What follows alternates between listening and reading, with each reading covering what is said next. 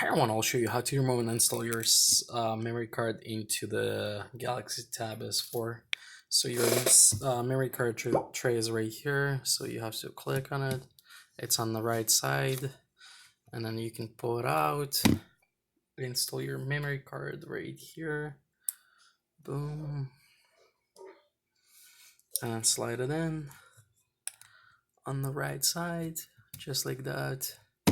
And same way to pull it out right here as we try to install it in. Boom, pull it out, flip it over, push on it, and stick it back in. Thanks for watching. If you like this video, please like and subscribe for more videos, and bye bye.